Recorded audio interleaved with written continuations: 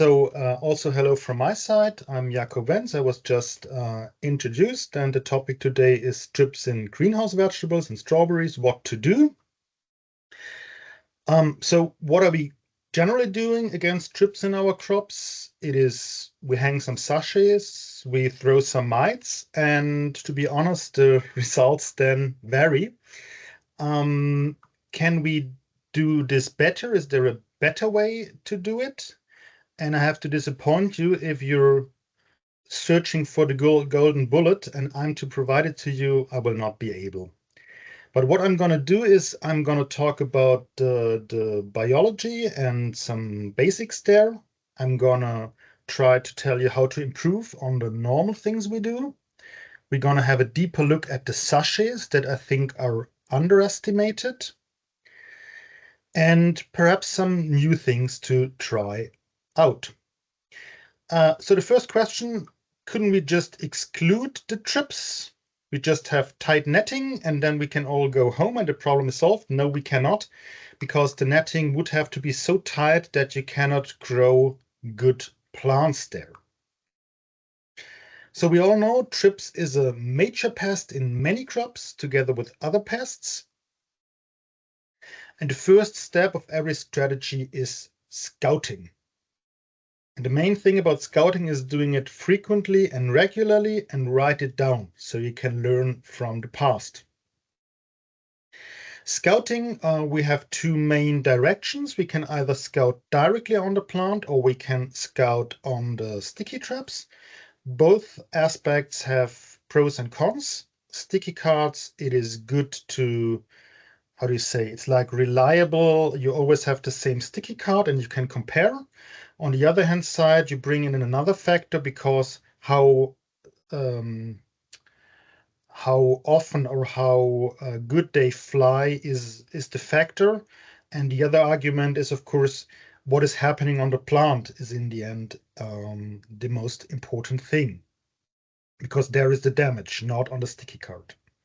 Monitoring should not a tedious task, and I think the most important thing is to ask yourself, do I know what's going on in my greenhouse? Do I know enough to be in charge of the whole process? Very closely related, we talked about sticky cards, we can talk about the sticky rolls. Closely related to monitoring is mechanical reduction, and this is done extensively in tomatoes against whiteflies, and there it works great. And with the thrips, the problem is that they usually don't fly so much, so the results vary but are not as good. What I have seen in Finland, many people do that they put under the gutters of the cucumbers sticky rolls to catch, and I would be interested in how good this really works. There is additional pheromones available that you can apply. And we have to be very careful. I put it with these marks because it's not a pheromone. A pheromone is something that helps the male find the female, and there is always a gradient. So near the female, there is more of it. And here it's more something like an exciter, like if they smell it, then they want to present themselves and then they come to the top of the plant or they fly more. There was available this pheromone rolls that were impregnated with this pheromones or exciters, but this is considered a plant protection product, so you cannot buy it at the moment. What you can do, you can put pheromones additionally on top of it. Let's look at a plant. This is the early signs of infestation. So you have these whitish areas. They sting the plant. Air is coming in, so it's getting white, and the black dots are the frass, so the excrements. We look in the flowers. They usually often are in the flowers. On the left-hand side, this is not so much thrips. On the right-hand side, quite a bit. And we have the leaf damage that you see on the upper-hand side, on the lower-hand side, and the whole habitus of the plant can then change.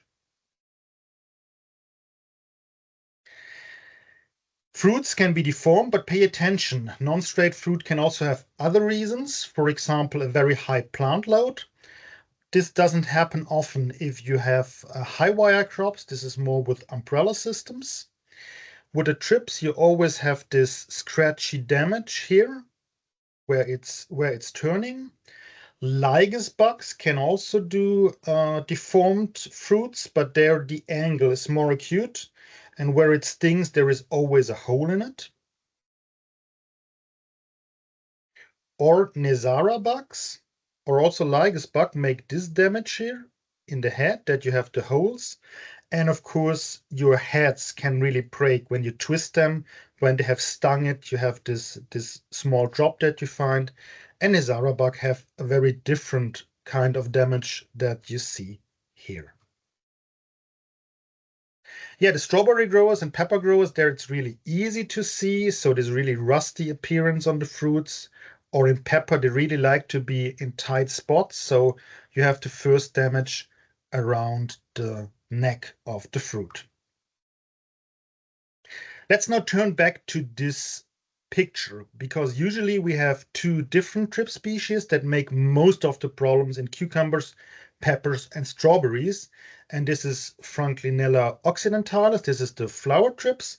And then we have the onion thrips that comes in later, that we have lots in cereal and other crops.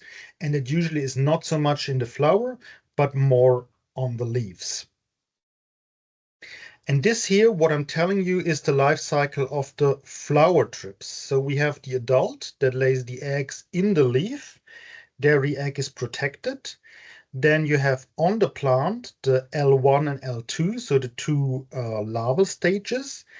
Then they make a pupae. You have a pre-pupae and a pupae that is on the ground or in the ground. And then this continues, this goes on the plant. Okay. While the thrips tabaki, pupation is mainly on the plant and not on the ground. So two life stages there are. Okay. And now this is the life cycle of Franklinella occidentalis. First you see here, this is development from egg to the adult. And then you have here this table, and we are going to come back to this table quite often. What do you see? You have 4 different temperatures levels from 15 degrees to 30 degrees. Then you have different life stages, and you have these numbers here. And these numbers represent the days that it takes in this life cycle. So this means at 15 degrees, an egg takes 10.1 days to develop into a larvae. Then you have all the life stages. Then you have the total time. So this is development time from egg to adult. Pre-oviposition is the time for an adult female to lay the first eggs after becoming adult. And then the next here is fecundity. Fecundity means how many eggs do they lay. And the things we see is everything goes much faster if it gets warmer. I think for us, mostly the 20, 25, 30 is interesting. And the second important thing is, look here, larvae 1. Our beneficial predatory mites, they can attack easily larval 1, so the first stage. And Monterensis and Swirsky can also attack larval stage 2, but they have much more problems. It works less. And if we now compare the total lifetime, okay, some technical problems, as is to be expected.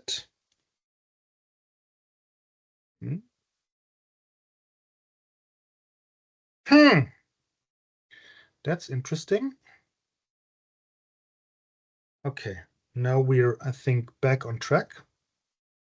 So if you compare the total lifetime or the total development time to the time that our predatory mites can attack them well, you see, oh, this is quite small and this is quite big.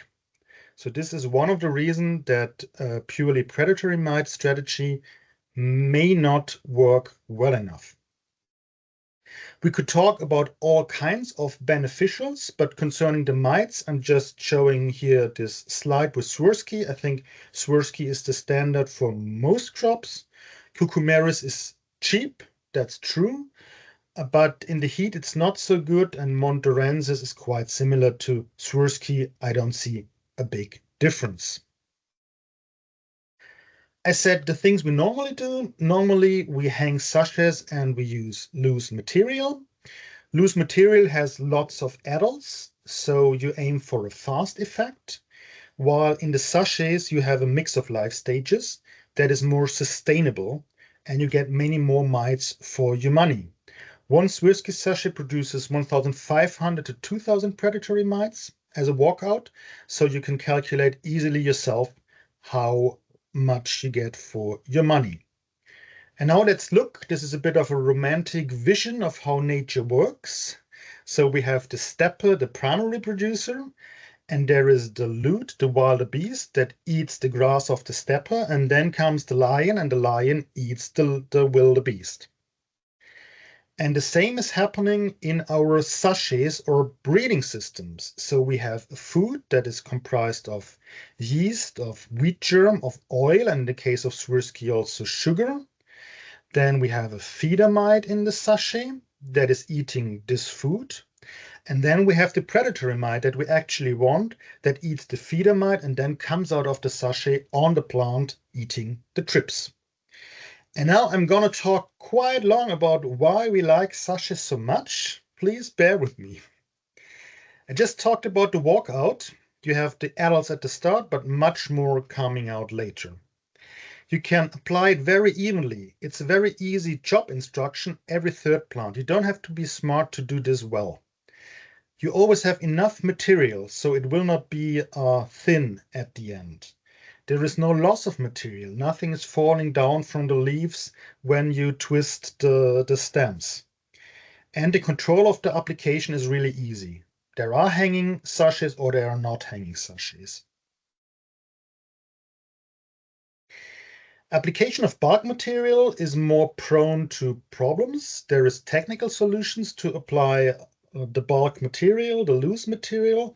We also have one, and it's called the entomatic, that I think is very interesting for bigger strawberry growers. And one of the advantages is that our system is really soft to the predatory mites, because when you see trials and they say, oh, only 1% dead ones, but for example, if the legs break, you can say, oh yeah, this is living, but will it do the work that you paid for? I think not. So the entomatic is really a variable. It's a flexible system. You can come from above or you can come from below. If you're interested in this, contact our distributors and ourselves. With the bulk material, the control of the sprinkled material is really difficult in several ways. Has it been well homogenized at the start before the application? Was there demixing in the spreading machine? Has there been an even spread on the whole crop? Or, yeah, was it a bit thin at the end? Did you have to drive faster? And usually, especially at the end where the walls are, you have bigger problems with thrips because it's hotter and drier. Has everything been spread? I had the cases in strawberry, big crops, and one worker just didn't want to. He threw it away, and we didn't find out until there was a problem. Yeah, and only the even spread of the material can be controlled in a time-efficient manner, not if the predatory mites have also been evenly spread. I'm sorry. Application of sachets is less often necessary. You don't have to think so much about it, and this is good to get your mind free for other stuff.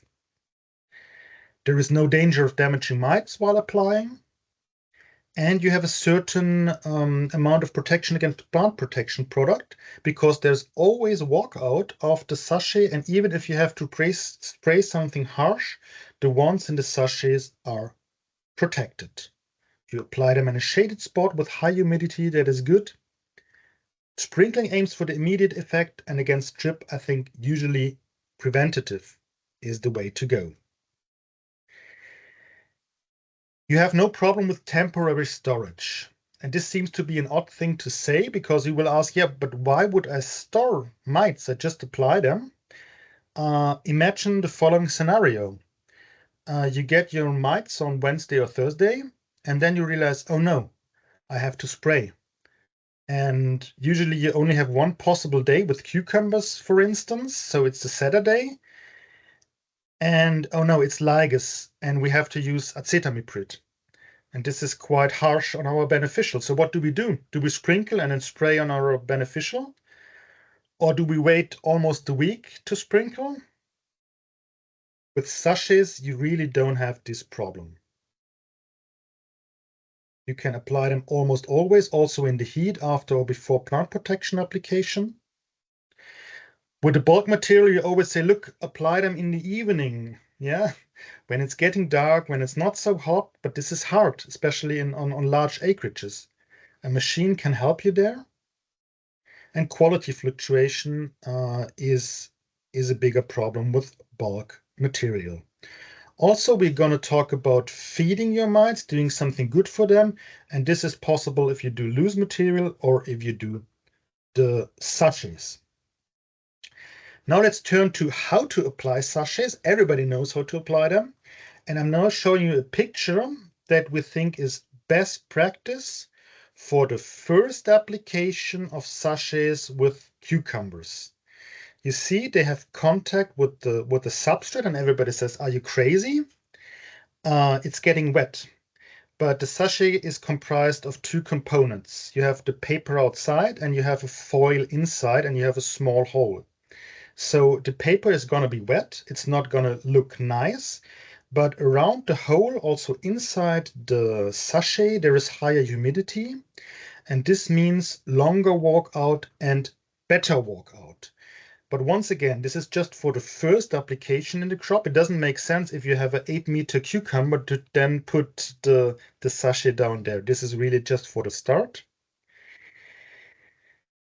And only in substrate, because if you put it on the soil, then there's other mites that might get in and eat the food away. And this is application of sachets in strawberry. So this is the worst possible way to do it. You all know why, I just told you. It's hanging freely, it's dry, and it's hot. And this sachets will not run for a long time. So don't do it like this, rather do it like that. Always on a plant or on a stick, contact with the soil. The lower end should have contact with the soil, but also not lying them flat on the ground. You could lie them flat on the ground with Swirsky if you are inclined to, but then the hole has to go upside. With Swirsky, we have just one hole on one side, while Californicus and Cucumeris, they are punched through. So if you put them directly on the substrate, then you get wetness into the sachet, then you get it's really getting damp or really wet, and then you get this ammonia stench, and then you kill your beneficials. So not like this. Okay, so I talked a lot about the sachets, and now I'm talking, is there other possibilities to support our beneficials? I'm talking about feeding, and this is something that is not so much done in Finland at the moment. So you want to apply bulk material because you have a problem now, and or you want to apply material at the very start, because at the start the plants don't touch, and the sachets, of course, need some days till they start releasing mites. So you apply to every plant, and this would be my standard advice. I use Cucumeris and Swirsky there. If you use bulk material and sprinkle on the plants, you can mix your food in. So there's no additional work. You do two tasks in one go. And now there are several misunderstandings about this product that we're selling, Nutrimite, that I want to get rid of. The first is Nutrimite has chemical residue. People, when they think of pollen, they think, oh, this is collected in China and what they are doing. But Nutrimite is derived from a plant, Typha angustifolia, that is in wet areas, that is also native to Europe. And this is collected in the wild, so there is no insects involved and there is no insecticides involved. The second point is people say, well, I mean, I use the beneficial and I want this to eat the chips. And if I put food there, then they eat of the food and eat less of the chips. This seems nonsensical. And to this I can say, yeah, if you put Nutrimite there, At the start, the beneficials will eat a little bit of the Nutrimite and a little bit less of the thrips, but also with us humans, a varied diet is more valuable. And so the Swirsky or the cucumeris, they procreate much more, so they have much more progeny, and thus you get a much better control there. And the third point is, oh, when I feed this pollen, will not the thrips thrive on this? And for this, I show you the following slide. What do you see here? This is lab tests. In this lab tests, you have petri dishes. On the petri dishes, you have leaves, and you have some glue around so the thrips cannot flee. And then you feed with different food. And what you see here, this is standard pollen from wind-pollinated species that we have a lot in the air flowing around. And what you see is that all the others, like hazel and pine, there the thrips can lay lots of eggs, while on Nutrimite much, much less.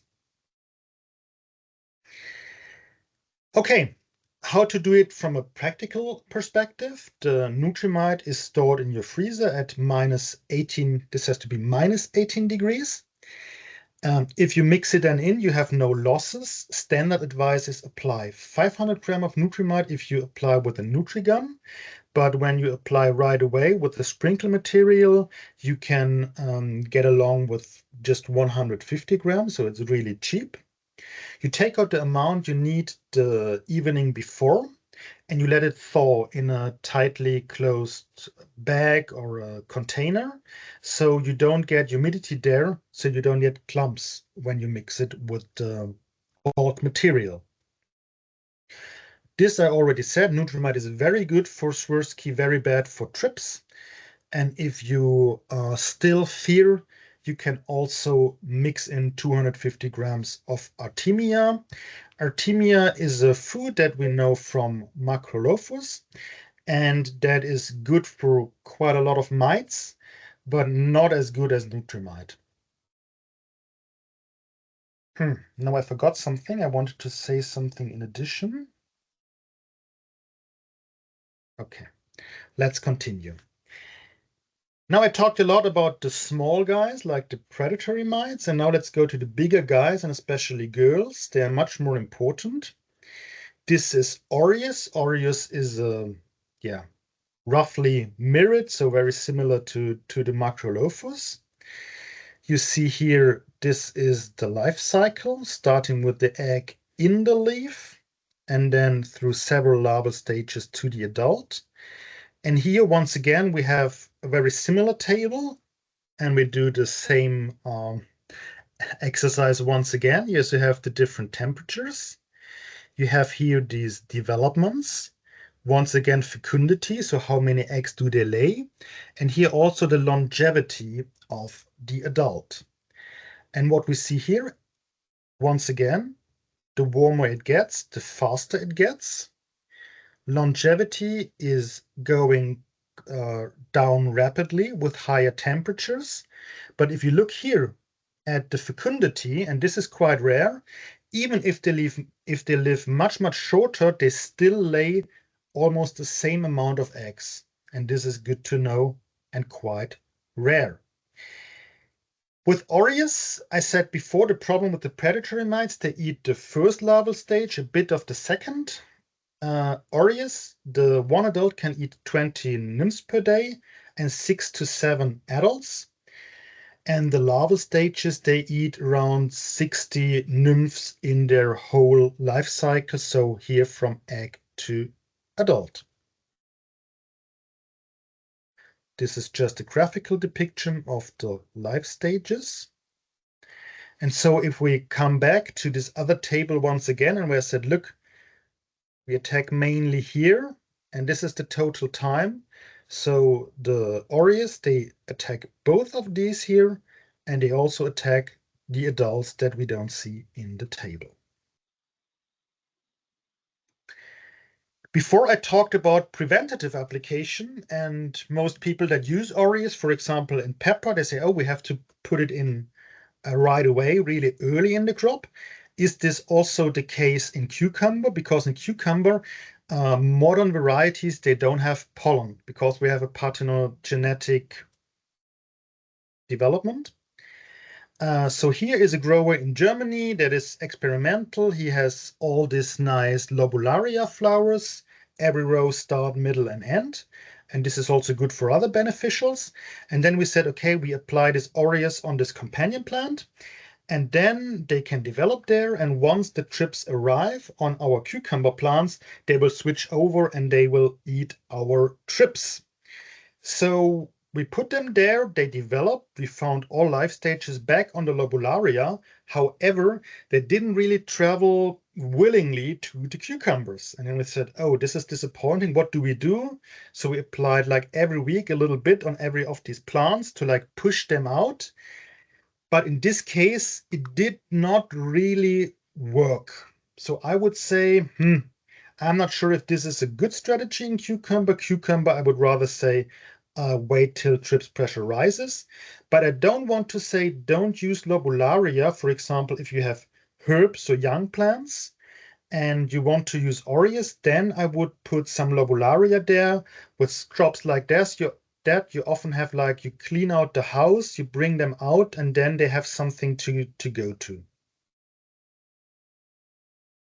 For example, in Germany, we have one grower of organic young plants, and we had huge problems with thrips tabaki. And what you see here, we have the aureus there, and they also develop. Here you see the aureus nymphs, and we fed with Artemia 500 gram per hectare every 2 weeks. Aureus, when I talk about aureus, I'm mainly talking about aureus levigatus. There is another aureus. This is called aureus majusculus. Aureus levigatus has the advantage that it doesn't go into diapause. Diapause is this phase of no action in overwintering. Think of the red spider mites. However, you can also use aureus majusculus because with your lighting and your temperature, also aureus majusculus is not going into diapause. Aureus is eating also a little bit of spider mite and aphid. This is not enough to result in a reduction of these pests, but it's good for a better installation. And now let's get to the practical terms, how to apply aureus. Cucumbers, I just said, when numbers are rising, I would start with 2 per square meters and week, or do a single introduction once you have enough thrips so they have something to eat. With peppers, start quite early. I would say not before week 10. Usually one application of 2 is enough. If you go higher, it's faster. Also, when in pepper you use aureus and macrolophus, for example, you have problems with caterpillars, don't put them in the same rows. Feeding aureus and macrolophus is also good in peppers. We advise either Artemia or the mix, so Artemac or Artemac Plus. And now we come to a bit of a more problematic application. This is application in strawberries. And in strawberries, we would say, oh, when it's getting warmer and the flowers are open, use the aureus. However, our experience is that in strawberries, it's always more difficult. And one reason is I've shown you these nice tables and the graph with the temperatures. And this is lab trials, and lab trials are done at static temperatures. But especially in unheated strawberries, we have very dynamic temperatures. So we have low night temperatures and high day temperatures. And this you don't see in the lab trials. And our experience is that it's harder to establish aureus in strawberries. And tomatoes, they do not work. This is in other countries where we have virus problems. Okay, and also never apply like evenly, apply them in small heaps, like 4 or 5 heaps on 10,000 on 10 on what? Okay, around 4 to 5 heaps on 1,000 square meters. But there is no fixed numbers, just that they find each other and they can mate. There is a technical sheet available. In Israel and other southern countries, they apply together with some Artemia food. So they take the package, they open it slightly and put 30 grams of Artemia in there, twist and turn, and then apply in one go if you want to improve your installation. Okay. And all what we talked about was happening on the plant, and we started that we also have this pupal stage. Is there something we can do there? Once again, this concerns mainly Franklinella, because if we could attack this pupal stage, we have a bigger time frame. There is three main possibilities that I think you all know. It's nematodes, and there it's Steinernema feltiae that you can apply. Often it is stripped. You have to remove all the filters, apply after the sand filter. 500,000 to 1 million per square meter. Or if you have young plants, you can sprench them. So mix of spraying and drenching.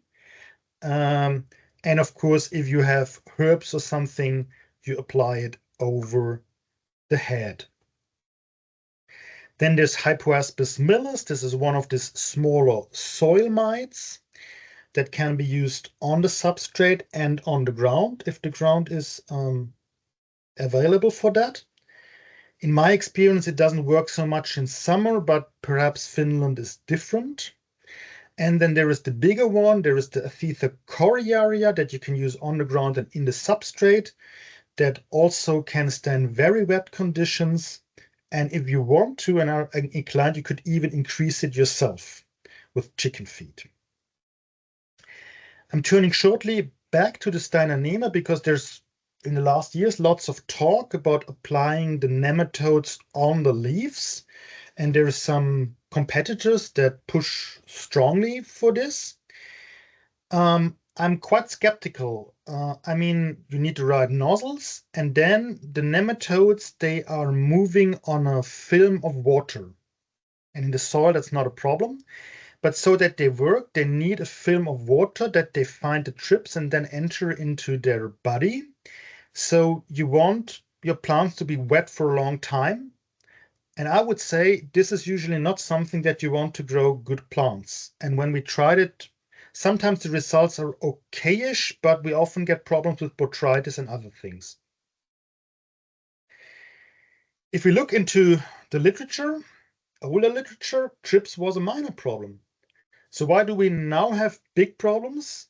And 50, 60, 70 years ago, not so much. Yeah, okay. Gonna back to that later. This is I have to admit, this is really an old picture, but there we didn't have problem. And we also didn't have problem when there was the straw bale culture, not so long ago. And the difference is here, this was hand irrigated and you had an open ground. So there was always wet ground, and then diseases like Entomophthora tripedium that attacks the drip were really rampant there. Nowadays, still, it's a much smaller problem with the thrips in organic cultivation with the open soil that is kept wet. In the next picture, this is me. Don't look at my belly or what is on my head. I want to draw your attention to this, because I just said a wet floor is good. And if you're in a climate where you can do this, we would also always advise in this strawberry tabletop crops to have a good grass down there that, of course, you have to mow. There is countries like from the UK, they say, look, we have so much problem with the high humidity, with the wind coming, bringing from the sea really wet air. We don't want this. We want to keep it as dry as possible. But if you can do this, this is one option. Okay, we talked about lots of things, and turning back to the last slide, I said with these things on the ground, it's really hard to, to count or to say, oh, does this work or does it not work? On the plant, it's much easier. So we talked about a lot of things. What else you can do? Always general hygienes, no weed in the greenhouse. Around your greenhouse, mow the taraxacum. What is the English word? Lions. You all know this with the yellow flowers, because they increase a lot there. Everything that helps your plant grow good and healthy and not so low humidity is good. And making the plant tissue harder, make it harder for the thrips. There is some talk about, of course, silicone. You can use silicone. I don't think it's doing a huge difference, but why not? Every little step helps. But silicone can also have negative effects, that you perhaps have more of a residue on your fruits. This can then get problematic with the sorting machines and stuff. But if you have good experience with silicone, continue with doing it. And now we're looking at some beneficial plants. This is a basic strategy concerning strawberry everbearers. On the left-hand side, you see the system, everbearers, that's easy. Chemical plant protections, this is really hard. And sorry, this is a deeper translation, so it's a bit strange words. And here you have, this is the crop in time. So we start with planting, and then my general advice would be use hypoaspis 100 RM, means running meter. So usually we calculate with running meters with some beneficials. In the first 4 to 6 weeks, apply cucumeris sachets every second meter, we would say. If you have seen, oh, I've already gotten spider mites with the young plants, then we would say use phytos right away. And in earlier times, we often started with 5. I would say start higher, because if you start with 5, you have to reapply anyway. So rather start with 10, 15, 20. With leaf closure, apply Californicus sachets. This is against spider mites, not our topic. And in the flowering phase, then the Swirsky sachet every second meter. And those can be quite close to each other. So often Californicus sachets and Swirsky sachets are applied at the same time. In flowering and fruiting, apply bulk material 1 to 2 times, Swirsky or cucumeris. I think in the summer heat Swirsky works better, so I would use this.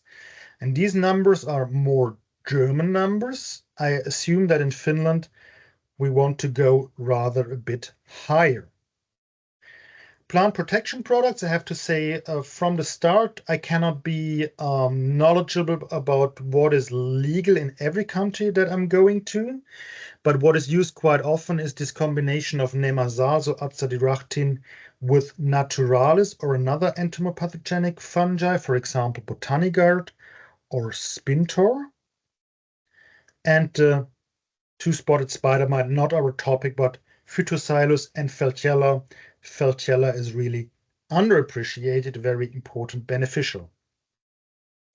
And now here we have the same thing, but what do we do when there's a really high to extreme pressure? And then we would say, okay, let's go to this pupil stage much harder. So we use the hypoaspis on the substrate, but also on the ground, and use Steinernema feltella on the ground. Here, everything stays the same. Of course, you can sprinkle more bulk material of Swirsky, but we say, okay, without aureus, we don't get it under control.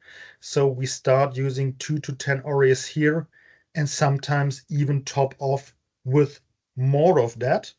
And this can get expensive quite fast, but I mean, we have to deliver the quality that the market then pays money for. This was strawberries. Now I'm turning to cucumbers. This is a short overview that I did, like a beneficial plan. This is called Finland Cucumbers High Wire System, 3 cycles. Here is the start, and you might say, okay, my cycle is shorter or longer, but just very generally, this is what you do against shore flies or the fungus gnats and also the thrips in the ground. And then you can just go there. That we say Hypoaspis, Athitha, the Steinernema. We have here the aureus with some application that we say wait till it till you have enough thrips there. And here we have the strategy with Swirsky sachets. I usually advise using Swirsky sachet at least every 4 weeks, but you can of course go also a bit shorter. And you can always apply the Nutrimite to support them. This I did not want. And the next here, this is the exact same table, but here we have with bulk material. If you want to not apply sachets, even if I said it all the time, sachets are the important backbone, then this will be your strategy. You would, of course, put Nutrimide every time that you apply loose. And if you draw out the span of application, so you don't do it every 2 weeks, then I would put Nutrimide in additionally. For peppers, I do not have nice slides. Sorry for that. Many mites can be established really well with the pollen of pepper. Swirsky is the standard, either with a sachet or with a bulk material. You complement this with Aureus. Usually they can establish well. Start with 2 Aureus to 5. Higher numbers is better, faster establishment. Don't apply the Aureus in the same row like Macrolophus. I think I said that. And an older but really, really good strategy is the combination of Cucumeris together with Amblysius degenerans. I don't know if there are people there that have experience with degenerans. Best is apply them in every row, feed them with Nutrimide, then you get a very fast boost. If you don't need the fast boost at the start because thrips come later in your crop and you don't get it with the young plants, you can also apply with less installation points. And this is for me just a beautiful picture. If you see all these black dots, this is all Amblysius degenerans. And they have this leg, but when they are there, they are really beautiful. They can also suck humidity from the plant without doing damage. So they can also stand very hot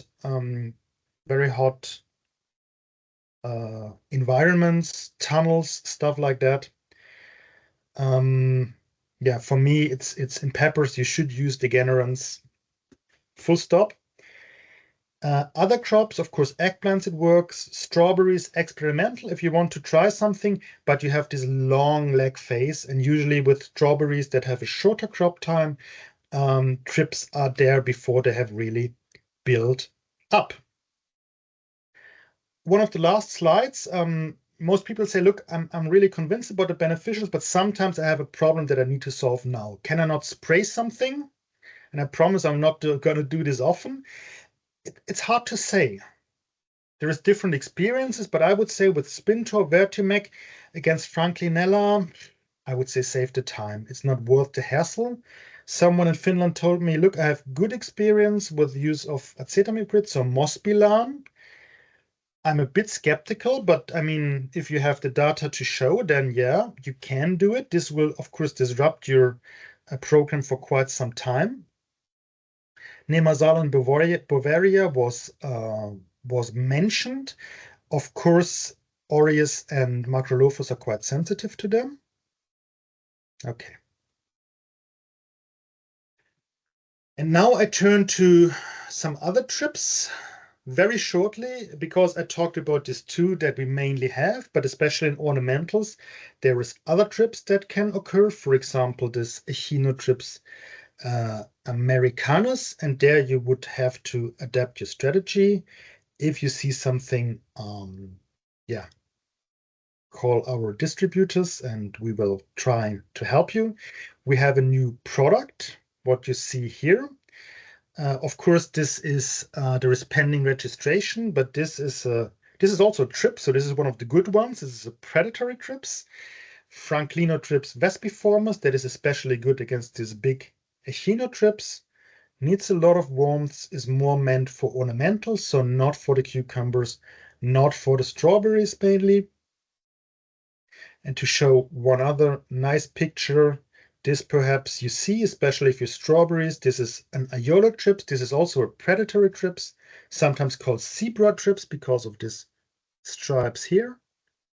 And this is also good for you. Okay, let's try to sum this up very shortly. Starting with clean young plants is of utmost importance, so have a reliable and serious young plant producer. Standard mite strategies, they do work in the field that they work, I would say. I would say the backbone should always be sachets, and if you use loose material, then on top of the sachet, exception first application. Integration of additional food, to me, if you use loose material at one point, always use Nutrimite with it. Think about the pupal stage. Can you do something there? In my opinion, already quite a lot is done in Finland, at least in the cucumber crops. Use Aureus curatively, I think I wanted to write there. So the preventive application is not establishing very well. Yeah, of course. And with sprays, it's hard to say. There is entomothenic fungi that you can try. Nematodes, I'm not really convinced, as well as with the chemicals. Now I would say, yeah, almost on time. I'm looking forward to your questions and looking into the future. We have the next webinar that is called Dealing with Spider Mites in Greenhouse Vegetables, Strawberries and Raspberries on the 12th of September on the same time. This is, I'm sorry, this is 10 o'clock because this is my time, 10 o'clock, and it's 11 o'clock your time. So it's the same time. Please don't be confused by my mistake. Same time as this one. And now I stop sharing and I come back to you. And then I think I've just seen something in the chat pop up. So, Jakob, yeah, thank you very much for the very interesting and exciting presentation. We have indeed one question in the chat, and actually it's about sachet. What is the lifetime? I assume you mean lifetime on a crop, yeah? So how long will it work? Okay. It's a bit dependent on which sachet. So the Californicus can run longer than the Swirsky sachets. Aim for the Swirsky sachets is to have walkout over a period of 4 weeks. This usually can work. When we have problems with sachets, there can be several reasons. I talked about best practice application, for example, in strawberries with the substrate contact, and they are protected with the leaves. Usually in strawberry, walkout is good to very good, or sometimes also excellent. And the sachets run at least this time or run longer. Of course, we have circumstances like high wire cucumbers where often they are rehung or you hang them high in the crop with the argument the cucumber is growing so fast, and if I hang them lower where they are protected, then will those small mites really get there where my problem is in the head where it's driest? And then sometimes the sachets don't run so long. This for me would be an additional reason to use Nutrimite. Then you have more food there, and the mites that are already on the plant and living there make more eggs, and your system is just more stable. Yeah, thank you. So I hope we reply your question. There is another question from Mikhail. What is your opinion about using Monterensis on cucumber and pepper?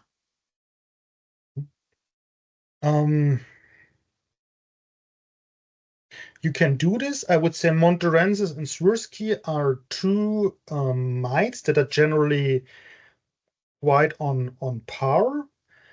Our experience is that Swirsky is a bit stronger against spider mite. I mean, this will not win the fight against spider mite, but it's a bit stronger. Monterensis, if you look at them both side by side, Monterensis is running more. But is this good? Because in the end they have to eat the food. Sometimes, especially older trials, there is food consumption where Monterensis is really out there, extremely high. It's so much, and this is not something that I think anyone in the field really sees. I think there is old trials that overestimated food consumption of Monterensis. It's both good mites. If you want, try them side by side and decide for yourself. And now let's think about. So peppers, they both can live on the pollen. You can both boost them with Nutrimite. In pepper, the combination of Swirsky or Monterensis with degenerans is not working so well because they're stronger than cucumeris. Yeah, I think it's always good if you say, oh, I want to use a different mite. Why do I want to do this? What do I hope for? Is there data for it? And then, of course, you can always try in some compartments, but always when you do trials, don't use the outside. Yeah, always try to do trials then in the middle and compare with the whole field. Okay, and would you also recommend the temperature, the optimal temperature difference for a certain mite if you compare Swirsky and Monterensis? Like for Finland, would it make any difference? Because they're working in different optimal temperature condition. Yeah, so we have to be careful what we are talking about. I would say in a normal cucumber pepper growth, the difference between Monterensis and Swirsky is just not there. Cucumeris, yes, it is sensitive against high temperatures. If you go into strawberries, unheated, the tabletops I've shown you, so there Swirsky, I mean Cucumeris has the lowest. You compare cucumeris? No, Monterensis, I believe you say. Yeah, I was comparing Monterensis and Swirsky, no difference in heated cropped. If we go for strawberries, cucumeris would be the lowest, then Swirsky and Monterensis the highest minimum temperature you need. So there I would rather opt for Swirsky. Okay. All right, thank you.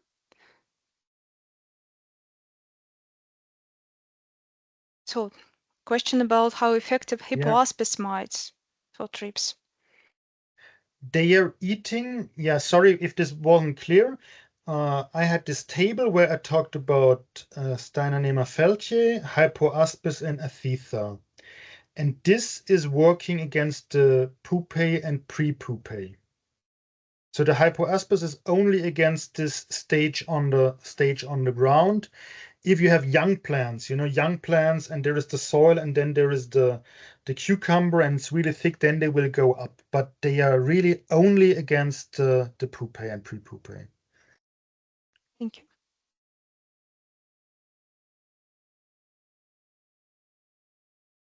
So Mikhail is writing another question. Yeah. Let's wait. If you want, you can also open the microphone. I think we're allowing that. Yeah, I think we can.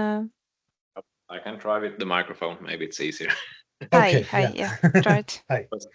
Thinking about pepper crop, we quite often see that Swirsky or cucumeris is working good at the thrips on the leaves, but in the flowers you can find quite much of thrips, maybe 10 or 20 thrips in the flower, but not so much in the foliage.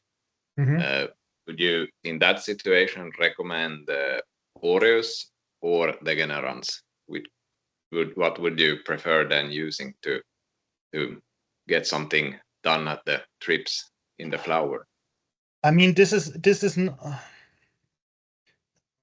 how do I say this?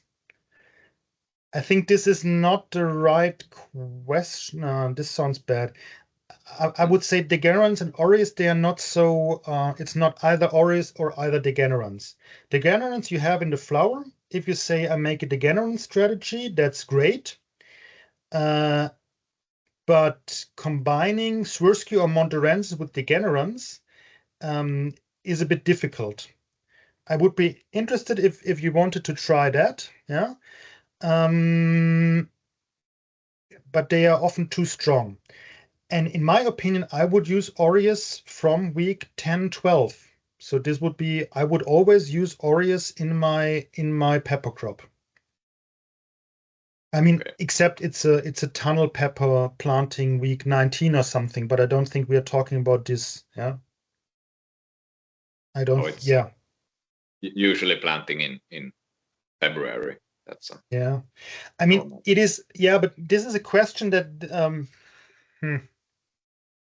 I'm thinking about it, and I would say degenerants you find really a lot in the flower. So it might be a strategy, but you have to adapt the other strategy. And I mean, often when we talk about pepper strategies, and then people say, look, degenerants is nice, but it comes late.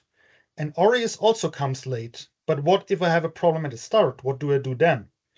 And for this reason, using Swirsky or Mondorensis that are quite strong from the start is, of course, attractive. And then I would say the strategy that you have less risk, if you say, look, Swirsky and Mondorensis, our experience is quite good, and then add aureus on top, of course, is easier. Then I would start with that. Yeah. Yeah. Yes, thank you.